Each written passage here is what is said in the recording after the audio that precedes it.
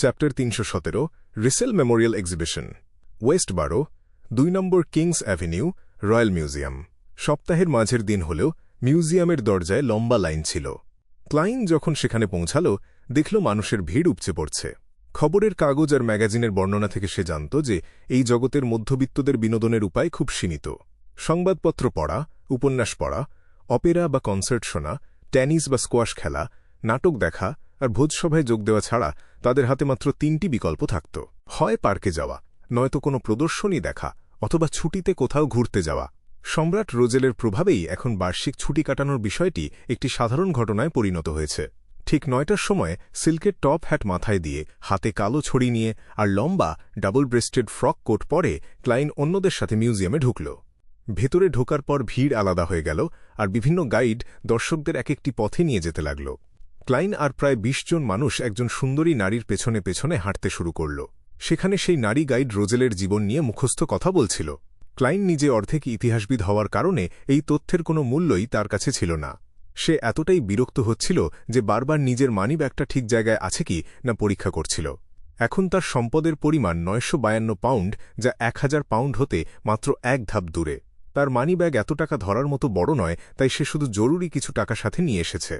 বাকি টাকাগুলো সে বাড়িতে রাখা নিরাপদ মনে করেনি, তাই ওগুলো ধূসর কুয়াশার ওপরে রেখে এসেছে। হাঁটতে হাঁটতে তারা প্রথম প্রদর্শনী কক্ষে ঢুকল। সেই নারী গাইড বেশ উত্তেজিত হয়ে বলল, লেডিস অ্যান্ড জেন্টলম্যান, এগুলো সম্রাট রোজেলের নিত্য প্রয়োজনীয় জিনিসপত্র। দেখুন, ওইটা ওনার মখমলের লেপ, আর ওগুলো হলো সোনার তৈরি কাঁচের পাত্র যা দিয়ে উনি মদ পান করতেন। আর ওই যে দেখছেন ওটা ওনার ব্যবহৃত টয়লেট, যা আধুনিক কালের প্রথম টয়লেট হিসেবে পরিচিত। সম্রাট রোজেলের ব্যবহৃত টয়লেটও মানুষ প্রদর্শনীতে দেখছে দেখে ক্লাইন হঠাৎ তার প্রতি কিছুটা করুণা বোধ করল। এরপর সে কাঁচের দেয়ালের ওপাশে ফ্ল্যাশ সিস্টেমওয়ালা টয়লেটটার দিকে তাকাল। সেটি সোনার আলোয় ঝলমল করছিল।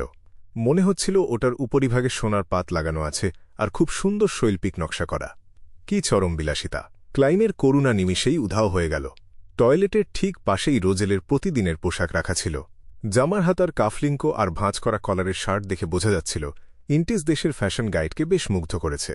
নিত্য প্রয়োজনীয় জিনিসের কক্ষ পার হওয়ার পর তারা সেখানে গেল যেখানে রোজেলের জারি করা গুরুত্বপূর্ণ নথিপত্র রাখা ছিল।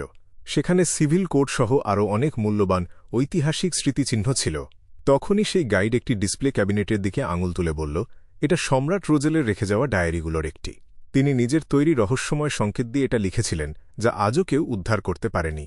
অনেক ইতিহাসবিদ আর প্রত্নতাত্ত্বিক মনে করেন এর মধ্যে সম্রাটের গোপন রহস্য লুকিয়ে আছে। আমি একজন রোম্যান্টিক মানুষ হিসেবে মনে করি হয়তো এগুলো ওনার প্রিয়তমা নারীর সাথে কোনো গোপন সংকেত ছিল। তারা হয়তো একে অপরের কথা লিখতেন কিন্তু কখনো এক হতে পারেননি। তুমি নির্ঘাত উপন্যাস লিখতে পারো। ক্লাইনের ঠোঁটের কোণ একটু কেঁপে উঠল। তার নজর কাঁচের ভেতরের খোলা ডায়েরিটার ওপর পড়ল। সেখানে খুব চেনা চেনা ভাষায় কিছু লেখা ছিল। 6 মার্চ। ধূর ছাই, এখানকার খাবার খেয়ে আমার তো প্রায় কোষ্ঠকাঠিন্য হওয়ার দশা। 17 মার্চ। ইন্টিসের মহিলারা কি এতই আধুনিক? আমি তাকে পটাতে চেয়েছিলাম নাকি সে আমাকে? ব্যাপারটা খুব অদ্ভুত লাগছে। 22 মার্চ। এখন একটা ধর্ম বেছে নেওয়ার সময় এসেছে। একদিকে আছে church of the eternal blazing sun আর অন্যদিকে চার্চ অফ ক্রাফটসম্যানশিপ। আমার পছন্দ নিয়ে কোনো সন্দেহ নেই। তোমার জয় হোক, গড অফ অল মেশিনারি। একদিন আমি চার্চ অফ ক্রাফটসম্যানশিপের নাম বদলে চার্চ অফ মেশিনারি রাখব। সত্যিই খুব রোমান্টিক কোষ্ঠকাঠিন্য, ক্লাইন মনে মনে বিড়বিড় করল। এটা সম্রাট রোজেলের শুরুর দিকের ডায়েরি মনে হচ্ছে, যেখানে কাজের তথ্য একদমই নেই। ওনার হাতের লেখা তো আমার চেয়েও খারাপ। ক্লাইন মুখ ঘুরিয়ে নিল। অবশ্য সে শুধু খোলা থাকা 2 পাতা দেখতে পাচ্ছিল। ভেতরে আর কি আছে তা সে জানত না। এখানকার নিরাপত্তা ব্যবস্থা কেমন কে জানে? যদি কোনোভাবে ভেতরে ঢুকে পাতাগুলো উল্টে দেখা যেত। ক্লাইন চারপাশে তাকিয়ে দেখল বেশ অনেকজন সিকিউরিটি গার্ড মোতায়েন করা আছে। হয়তো church of the god of steam and machinery এর বেন্ডাররাও ভিড়ের মধ্যে মিশে আছে। সে বিড়বিড় করতে করতে পরের কক্ষে গেল। পরের ঘরের নাম ছিল দ্য জেন্টল রিসেল। এটা সম্রাট রোজেলের প্রথম প্রেমের চিঠি, আর এটা ওনার লেখা প্রথম প্রেমের কবিতা when you are old. Guide মুগ্ধ চোখে পাণ্ডুলিপিটার দিকে তাকিয়ে রইল। লজ্জাহীন লোক একটা। ইয়েটসের আত্মা কবরে বসেও শান্তি পাচ্ছে না নিশ্চিত। ক্লাইন মনে মনে গালি দিল। এটা সম্রাট রোজেলের বানানো একটা ব্রেসলেট, আর ওটা ওনার লেখা উপন্যাসের মূল পাণ্ডুলিপি। গাইড ভক্তিভরে বর্ণনা দিচ্ছিল। ক্লাইন নিজের মুখের অভিব্যক্তি স্বাভাবিক রাখার আপ্রাণ চেষ্টা করল। সে অবশ্য বিশ্বাস করত যে সম্রাট রোজেল যেহেতু পেশায় একজন আর্টিসান ছিলেন, তাই তার হাতের কাজ অবশ্যই অসাধারণ ছিল। এগুলো হল শিশুদের শিক্ষার জন্য তৈরি উন্নত পাঠ্য বই। প্রত্যেকটা শব্দের পাশে ছবি দেওয়া আছে। তিনি বাচ্চাদের খেলার জন্য এক ধরনের খেলা বানিয়েছিলেন যার নাম ইন্টিস চেস, কিন্তু সেটি জনপ্রিয় হয়নি। এগুলো ওনার উদ্ভাবন করা খেলনা ব্লক। ওনার বাচ্চাদের জন্য গাইডের গলা বেশ নরম হয়ে এলো। এটা তো নির্ঘাত চাইনিজ চেস, আর এই খেলনাগুলো দেখে তো মনে হচ্ছে লেগো কোম্পানি ওনার কাছে লাইসেন্স ফি চাইবে। ক্লাইন মুচকি হেসে নিজের অনুভূতি লুকাল।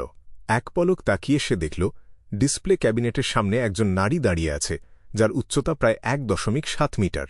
মেয়েটির বাদামি চুল কোমর পর্যন্ত লম্বা, আর তার গায়ের গড়ন একদম নিখুঁত। সে একটি হলুদ রঙের পরতে পরতে ভাঁজ করা পোশাক পরেছিল, যাতে তাকে কিশোরীর মতো লাগছিল, কিন্তু তার মাথায় ছিল একটি সেকেলে কালো টুপি, আর মুখ ঢাকা ছিল পাতলা নেটের ঘোমটায়। সে নড়াচড়া না করে একভাবে ভেতরের জিনিসগুলোর দিকে তাকিয়েছিল। এমনকি ক্লাইনরা যখন পরের ঘরে গেল, মেয়েটি সেখানেই ঠায় দাঁড়িয়ে রইল। কয়েকটা ঘর পার হওয়ার পর গাইড সামনের দিকে ইঙ্গিত করে বলল, এরপর আপনারা সম্রাট রোজেলের পাঠাগার বা স্টাডি রুমের পুনর্নির্মিত রূপ দেখতে পাবেন। অবশ্য এটা আসল ঘরের একটা অংশ মাত্র। তারা ভেতরে ঢোকার পর দেখল জায়গাটা বেশ বড়। ওটা দেখতে প্রায় লাইব্রেরির মতোই, 2 তলা সমান উঁচু বুকশেলফে ঠাসা। বই নামানোর জন্য নিচে মই রাখা আছে, আর মাঝে হাঁটার পথ। কল্পনা করুন এই ঘরের মালিক কিভাবে মই বেয়ে ওপরে উঠে নিজের পছন্দের বই খুঁজতেন। গাইড বেশ নাটকীয়ভাবে দৃশ্যপট বর্ণনা করল। না, রোজেল নিশ্চিতভাবেই তার চাকরদের পাঠাতো বই আনতে। সে নিজে এত কষ্ট করত না। ক্লাইন মনে মনে প্রতিবাদ জানাল। বুকশেলফের সারির মাঝখানে টেবিল, চেয়ার আর পিতলের ল্যাম্পস্ট্যান্ড রাখা ছিল। সবকিছুই কাঁচের আবরণে ঢাকা ছিল, যাতে বাইরের কেউ স্পর্শ করতে না পারে। এক পলকেই ক্লাইনের চোখে একগুচ্ছ পাণ্ডুলিপি পড়ল, যা সময়ের সাথে হলদে হয়ে গেছে। সেগুলো গুছিয়ে রাখা ছিল, তাই শুধু প্রথম পাতাটা দেখা যাচ্ছিল।